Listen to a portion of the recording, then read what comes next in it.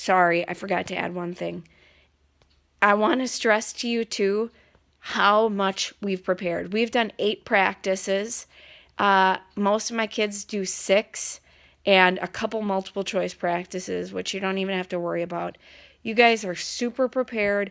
We've worked super hard all year for this. And truthfully, I feel like this group is one of the strongest groups I've ever had the privilege to get to teach. So if you're worried about your writing skill, number 1, can't do anything about it now. Number 2, you can think about it later. Number 3, you are really well prepared. The evidence says you're well prepared, you'll be okay. And even if you don't get college credit, who cares? Like, big deal. And I don't mean to be dismissive of money and like your time and things like that. When I took an AP test and didn't get credit, I was pissed, and I still kind of am. So I get that it sucks, but in the grand scheme of things, big deal. I've had a lot of my top writers get 3s or 4s, and they still had to take the class in college because their school required a 5. And they were just fine. They said because of this class, they were prepared for that class, and it was one of their easiest and most fun classes. So, again, no worries. Everything is going to be fine. You are wonderful people, and that's what really matters in the grand scheme of things. I did want to do some mindfulness with you, so if you want to do that, let's do that now. Okay. So like we usually do, let's close our eyes. Let's focus on the breath. Breathing in, breathing out. Breathing in deeply, breathing out. Breathing in and out. If you want, you could try that 3-part breath that I think is really cool, where you, as you're breathing in, first focus on your belly filling up, then your lungs expanding, like almost like you're pulling your chest back, your shoulder blades back, naturally, not awkwardly. And then lifting your shoulders. So tummy, lungs, shoulders, and then breathe out. And if you're getting better at your breathing, you could try 5 counts instead of 4. 1, 2, 3, 4, 5. Out. 2, 3, 4, 5. And the main thing here is we're not pushing ourselves. We're not trying too hard. It's funny because I think a lot of you all, and me too in this class, are overachievers.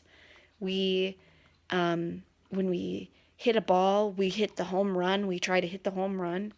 When we color or handwrite, we probably press pretty hard. Maybe you don't. Maybe you're a gentle colorer, but you're still a perfectionist. But it's funny because when we muscle stuff and we overdo it, we actually don't do a very good job of it. I know, like in tennis, when I try to hit a home run, when I try to really crush the ball, that's usually when I don't do very well. But when I'm one with the racket and I'm just living in flow, and the only thing I have in my mind is where's the ball, then I can do pretty well. But when I muscle it and overpower, golf, it's the same way. You try so hard. Or baseball, when you're going to swing, softball, you got to be loose and relaxed. And when you pull and push and fight, and the same even with breathing, boy, it does not go that well. And you would think it shouldn't be that way, but it usually doesn't go that well. So when you go through your day-to-day, really think, how can I become one with life instead of fight against it? How can I see something that happens, have something happen to me, and instead of push back, I say, yes, and here's what I'm going to do. I roll with it. It's sort of like when you're in the water, too. It's weird. When you're in the ocean or a cold pool, the harder you fight against it, the colder you are, and the harder it is to relax. This is my life in the dentist. But if you just say, big deal. Leah and I read this, we listened to this book on tape, and the lady was talking about embracing the suck.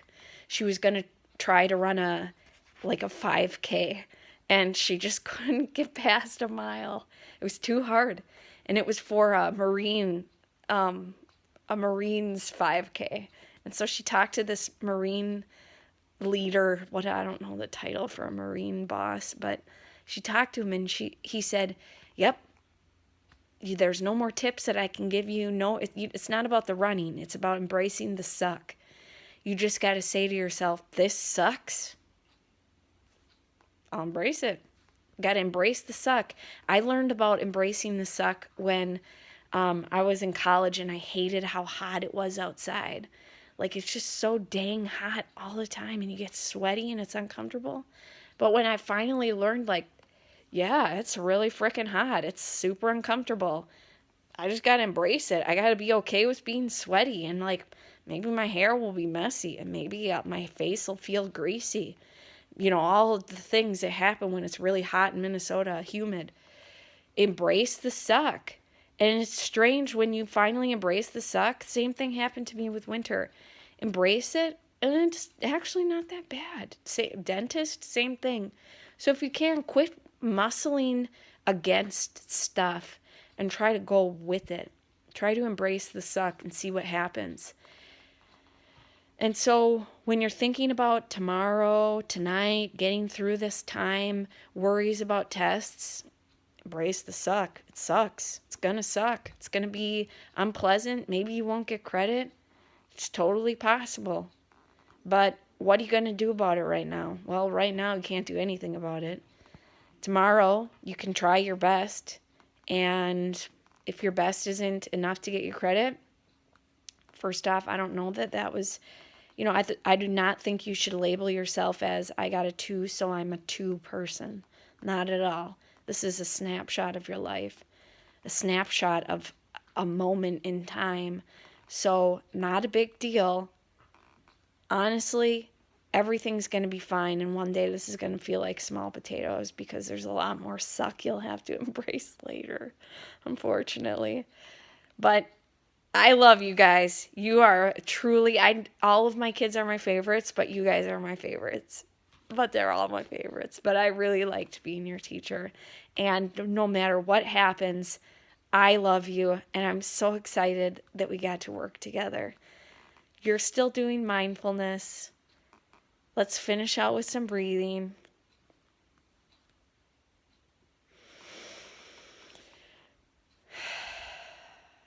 And it's okay to breathe out loud sometimes. My yoga teacher taught me. You can do I think it's called fire breath, where you breathe in loud and then you have your mouth closed, but you breathe out through your throat. I'll show you. I'll model.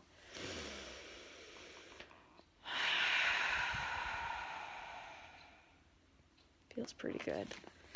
Slow that heart rate down. Keep it slow. When you're ready, wiggle your toes. Wiggle your fingers. Know that you are a wonderful, important person. You're the most important person in your life.